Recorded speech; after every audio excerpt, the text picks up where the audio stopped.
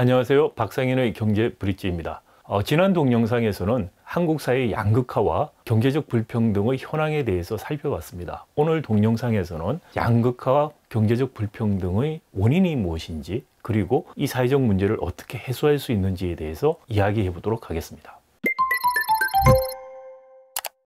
소득 양극화라고 하면 흔히 우리가 가계 단위로 이야기를 하는 것입니다. 자, 이 소득 양극화를 야기할 수 있는 원인은 이론적으로 볼 때 여러 가지가 있습니다. 하나는 소득의 중요한 부분을 차지하는 근로소득, 임금 또는 자산소득, 임대소득의 차이가 가계소득 양극화의 가장 큰 원인이라고 이야기해 볼 수도 있을 것입니다. 또 다른 한편으로는 산업의 발전 또는 기술의 발전 때문에 일어나는 현상이다라고 이야기할 수도 있습니다. 또 다른 한편으로는 국제 교역이 일어나면서 양극화가 일어난다, 불평등이 일어난다 라는 이야기도 해볼 수가 있겠습니다.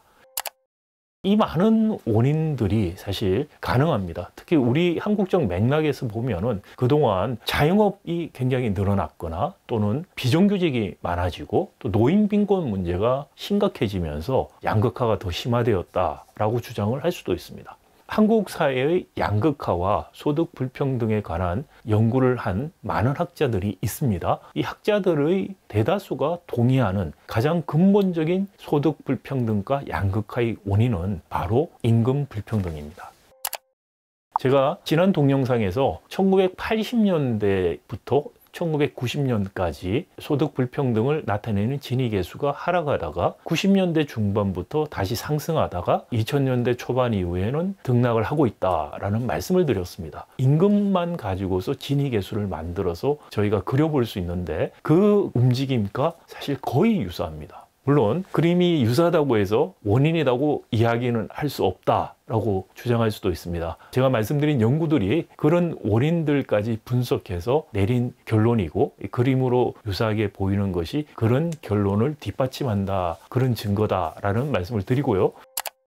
자, 그러면 임금 양극화는 도대체 어떻게 해서 발생하는 걸까요? 이 표는 중소기업 중앙회에서 나온 자료입니다. 기업 규모별 평균 임금을 2017년 기준으로 비교하고 있습니다. 한국과 일본의 대기업의 임금을 각각 100이라고 잡고 규모가 작은 기업들의 임금 수준이 대기업 임금에 비해서 몇 %가 되는가를 계산한 것입니다. 흔히 우리가 사업자 자료를 이용하게 되면 300인 이상 사업장을 대기업이라고 보통 부릅니다. 근데 여기서는 사업장이 아닌 기업 단위의 자료이기 때문에 500인 이상을 대기업이라고 부릅니다. 그래서 500인 이상 기업이 한국에서 임금을 100이라고 잡고 일본도 100이라고 잡았을 때 중견기업에 해당하는 100인에서 499인을 고용하는 기업의 평균 임금이 한국은 70%로 급격하게 줄어듭니다. 근데 일본의 경우는 88% 수준을 유지합니다. 더 놀라운 것은 소기업이라고 할 수 있는 10인에서 99인을 고용하고 있는 기업의 임금은 한국의 경우는 57%로 급격하게 줄어듭니다. 그런데 일본은 여전히 84%를 유지하고 있습니다.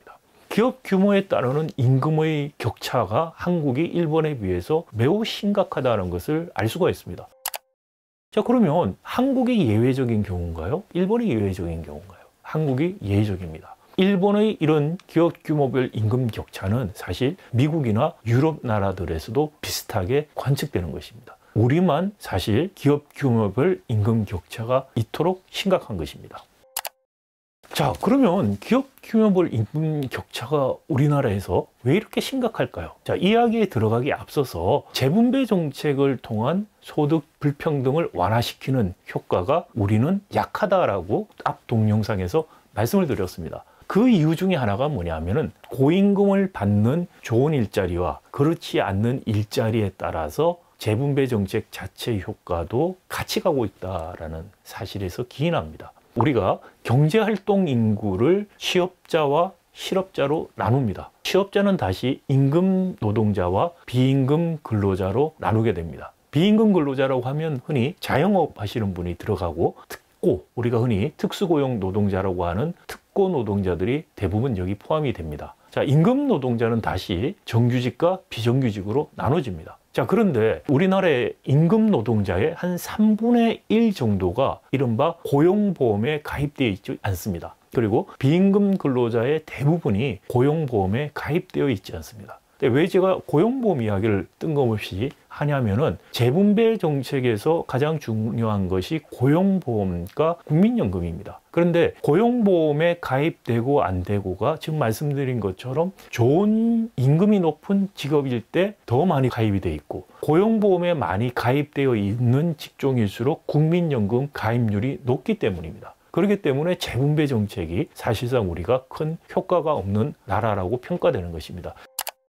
이 표는 고용보험 가입 유형별 노동 조건을 비교한 것입니다. 우리 노동자를 정규직, 고용보험 가입 비정규직, 고용보험 가입되지 않은 비정규직, 이렇게 세 분류로 나눠봤습니다. 정규직의 평균 임금이 월등하게 더 높다는 거 아실 수가 있겠죠? 고용보험이 가입된 비정규직은 정규직에 비해서 상당히 임금이 낮습니다. 비정규직 중에서도 고용보험에 가입되지 않은 비정규직은 더 낮다는 것을 표에서 보여줍니다. 그런데 임금 격차에서 끝나는 것이 아니라는 것입니다. 고용보험에 가입되지 않은 비정규직과 가입된 비정규직 사이에 국민연금 가입률을 보시면은 현격한 차이가 있습니다. 고용보험에 가입된 비정규직 노동자의 78%가 국민연금에 가입되어 있습니다. 그런데 고용보험에 가입되지 않은 비정규직 노동자의 4.2%만이 국민연금에 가입되어 있는 것입니다. 즉, 임금 격차에 따라서 고용보험 가입 여부가 차이가 나고, 고용보험 가입 여부에 따라서 같은 비정규직이라고 하더라도 국민연금 가입률에 이런 현격한 차이가 납니다.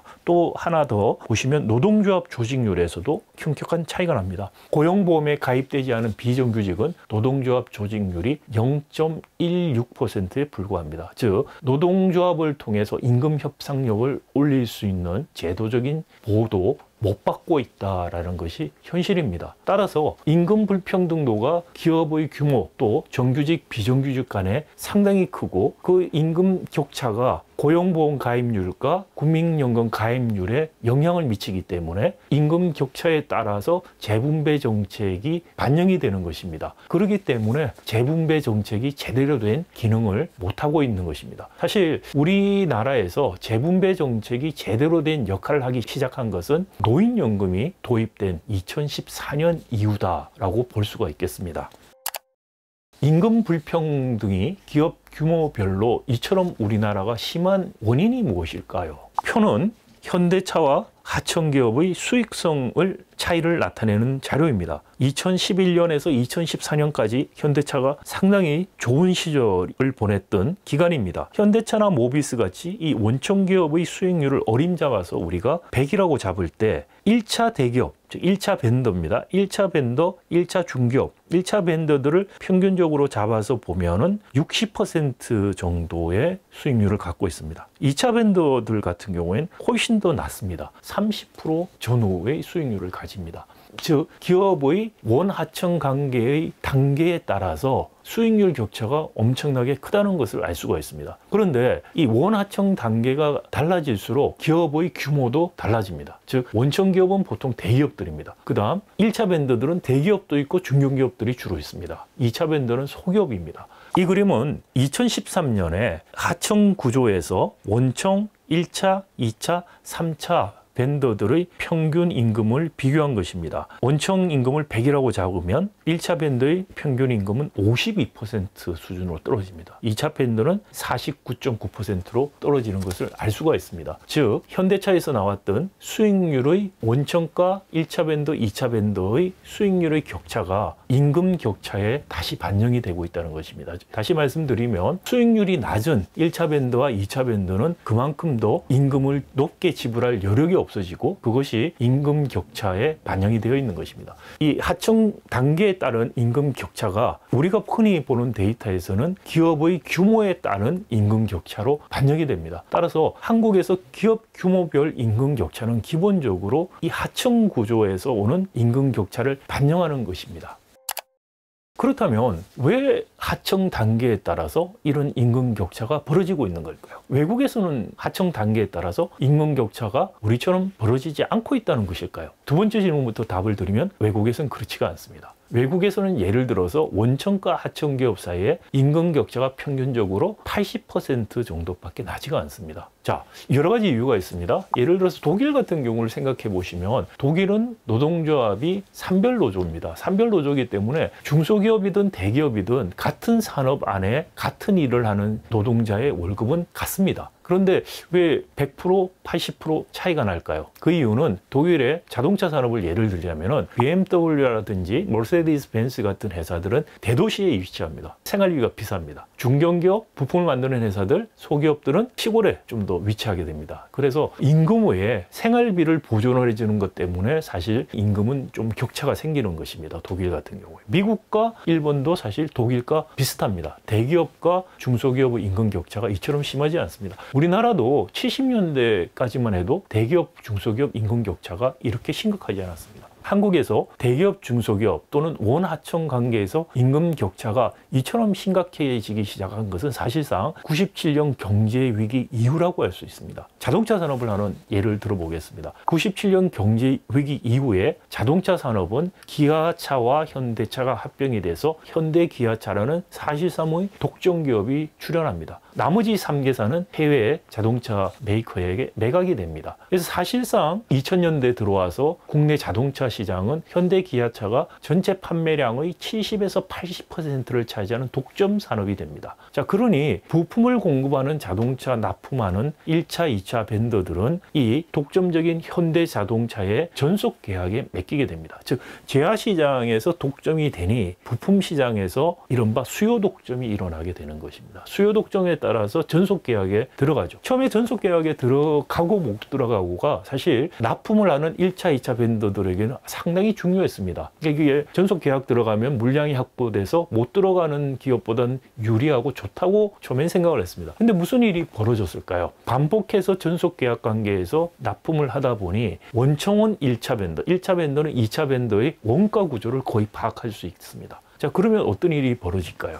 원청기업은 1차 벤더, 1차 벤더는 2차 벤더에게 단가 후려치기를 합니다. 지금 우리가 너무나 많이 들어서 익숙한 단가 후려치기라는 관행들이 일어나기 시작합니다. 단가 후려치기가 지속되고 또 다른 한편으로는 기술 탈취가 일어납니다. 원가를 절감하기 위해서 2차 벤더가 기술 혁신을 했습니다. 새로운 생산 방식을 만들었어요. 그러면은 1차 벤더는 2차 벤더에게 가서 그 기술을 보여달라고 합니다. 그리고는 경쟁사업자에게 넘겨줘서 같이 만들게 한 다음에 다시 단가를 후려치는, 그리고 기술 탈취가 일어나도 항의를 못하죠. 왜? 항의를 했다가 전속 계약 관계에 있는데 계약이 해지돼 버리면은 자기는 모든 걸 잃게 된다는 생각을 합니다. 자, 이런 경험이 반복되거나 주위에서 일어나는 것을 보게 되면 하청 기업들은 어떻게 할까요? 기술 혁신할 유인이 없어지는 겁니다. 그러면 고만고만한 거를 싸게 만드는 데 매달립니다. 임금도 올려줄 수 있는 여력이 없어집니다. 이것이 중소기업들, 부품산업들의 생산성이 낮아지는 이유입니다. 생산성이 낮아서 임금이 낮아지는 것이 아니고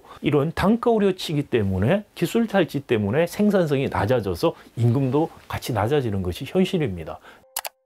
이런 단가 후려치기를 통한 원청 1차 벤더, 2차 벤더의 임금 격차, 이것이 소득 불평등의 원인이 되고 있다고 말씀을 드렸는데, 이 단가 우려치기라는 이 관행이 소득 불평등이라는 또는 양극화라는 우리 사회 문제만 야기하는 것이 아닙니다. 사실 많은 한국 사회의 문제점들이 이 경제 구조에서 비롯되고 있습니다. 자, 단가 우려치기를 하는 것이 기업의 가격 경쟁력의 원천이 되면은 월급이 많은 부장님이 가서 단가를 후려치거나 대리가 가서 단가를 후려치거나 차이가 있을까요? 기업 입장에서는 누가 단가를 후려치든 큰 차이가 없습니다. 자, 그러면 어떻게 될까요? 월급 많이 줘야 되는 부장님은 조기 퇴직하도록 압력을 넣기 시작합니다. 50이 되면 보통 조기 퇴직을 당하게 됩니다. 자, 조기 퇴직돼서 나오면 처음에 한 1년 동안에는 치과도 다니고 등산도 하고 마음을 다스립니다. 그리고 한 1년쯤 지나면 초조해지죠. 그럼 정신승리를 하기 시작하죠. 나는 할 수 있다. 그래서 과거에는 치킨집을 열었고 지금은 카페를 열게 되죠.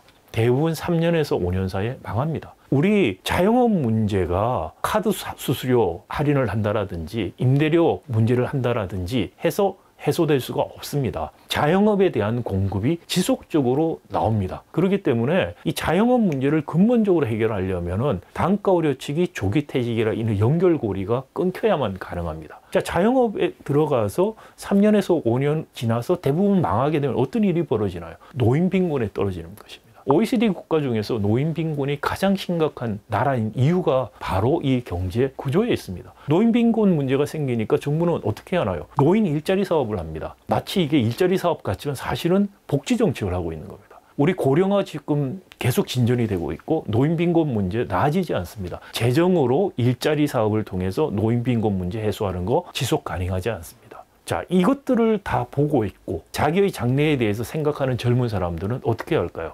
공공기관에 가려고 합니다. 그래도 안 되면 중소기업을 갑니다. 자, 공무원 가기 위해서 이른바 공시족이라는 말이 생겼죠. 공공기관 공무원 가기 위해서 시험을 계속 봅니다. 첫 번째 취업하는 나이가 점점 늦어집니다. 30대 첫 직장을 갖는 게 일반적입니다, 현재. 그런데 50대면은 조기퇴직 당합니다. 연금 같은 것들을 부을 수 있는 돈이 많지가 않습니다. 그리고 50에 나오면 연금으로 받는 게 아니고 퇴직금처럼 일시불로 씁니다. 그걸로 자영업을 해야 되니까요. 자영업 미천도 점점 줄어들게 돼요. 이것을 보고 있는 젊은이들이 공시족에 매달리고 취업이 늦어지고 그리고 나서는 어떻게 될까요? 이 상황에서 일찍 결혼하라? 뭐 최근에 정부가 30 전에 아기를 얼마 놓으면 어떤 혜택을 주겠다고 했는데 지금 30대 넘어서 대부분 결혼을 할 수밖에 없는 경제적인 구조적인 문제가 있는데 그것들을 다 무시하고 몇 가지 경제 요인을 주면은 일찍 결혼할 거라는 황당한 정책을 지금 생각하고 있는 것이죠. 출산율 정책이라든지 이런 정책들이 그동안 실패했던 원인이 바로 이 우리 경제 구조라는 근본적인 문제를 고치지 않고 금전적인 요인을 줘서 바꾸겠다는 태도를 취하고 있기 때문입니다. 젊은 사람들은 30대 중반에 결혼을 하고 30대 중반 이후에 자기의 경제적인 라이프를 볼 때도 불확실성이 굉장히 높습니다. 많은 남성분들이 여성분들이 직장을 가져서 이른바 부부가 같이 일하기를 원합니다. 근데 여성분들 입장에서 보면은 아직도 우리 사회에서 결혼하고 나면은 육아와 가사 노동을 여성들이 훨씬 더 분담한다는 것을 알고 있습니다. 많은 여성분들이 결혼하기를 꺼려합니다. 특히 30대 중반쯤에 직장이 있으면 내가 굳이 왜 결혼을 해야 되나 라는 생각을 하게 되죠. 당연히 결혼하는 비율이 낮아지고 또 결혼을 하더라도 늦게 결혼해서 출산할 수 있는 시간도 줄어들고 더 중요한 것은 출산한 이후에 육아라든지 또 자기의 커리어, 여성분들 특히 커리어를 생각해 보면 2명을 놓는 거 굉장히 꺼려하게 됩니다. 거기에다가 집값 같은 부동산 값이 너무 높습니다. 생활비까지 생각을 해야 되겠죠. 이런 상황에서 저출산 문제를 해결할 수 있는 것은 사실상 이 경제 구조가 선순환되도록 바꿔주는 것 외에는 방법이 없습니다. 우리 저출산 문제, 청년 실업 문제, 공시족 문제, 그리고 조기퇴직, 자영업 문제, 노인 빈곤의 문제가 별도의 문제가 아니고 우리 경제 구조에서 비롯되고 있는 문제고 이 경제 구조를 바꿔주지 않고서는 해결되거나 해소될 수 없는 문제인 것입니다. 경제 구조를 바꿔서 기업의 경쟁력이 단가 우려치기가 아닌 인적 자본이나 기술 혁신에서 나오도록 유인을 해야 됩니다. 그런 구조가 되어야만 기업들이 인적 자본이 있는 50대 부장님들을 조기 퇴직시킬 요인이 없습니다. 그렇게 되면 정년까지 일을 할 수 있게 되고 정년까지 일을 하게 되면 연금 생활을 할 수 있게 되고 연금 생활을 한다는 것은 자영업에 대한 수요가 늘어나는 것입니다. 그럼 자영업도 살아날 수 있어요. 노인 빈곤 문제 해소됩니다. 젊은이들이 자기가 취업을 한 다음에 어느 정도 할 수 있겠다라는 생각을 들면 취업하는 시간도 빨라집니다. 특히 경제 구조가 바뀌어서 우리가 중소기업, 대기업 임금 격차가 미국이나 유럽이나 일본처럼 한 80% 정도다. 그러면 일찍 취업해서 중소기업도 쭉 근속하면은 연금을 나중에 받을 때 충분히 살 수 있을 만큼 받을 수 있다는 생각이 들어야 됩니다. 사실 그 대학 교수님들 중에서 퇴직 이후에 연금 생활을 주로 하시는데 연금 수령액이 초등학교 선생님들보다 낮은 경우들이 왕왕 있습니다. 그 이유는 뭐냐면 대학 교수는 시작하는 시기가 상당히 늦습니다. 거기에 비해서 초등학교 선생님들은 20대 중반부터 하십니다. 그래서 60까지 계속 쭉 하시기 때문에 근속 기간이 깁니다. 중소기업도 일찍 들어가서 상당한 근속을 하게 되면 충분히 연금 생활을 해서 내가 살 수 있는 그런 구조가 되어야만 중소기업에 대한 차별 문제도 없어질 뿐 아니라 양극화 문제도 해소되고 결혼 문제 그리고 노인 빈곤, 자영업 이런 전반적인 사회 문제, 저출산 문제 해소가 될 수가 있습니다.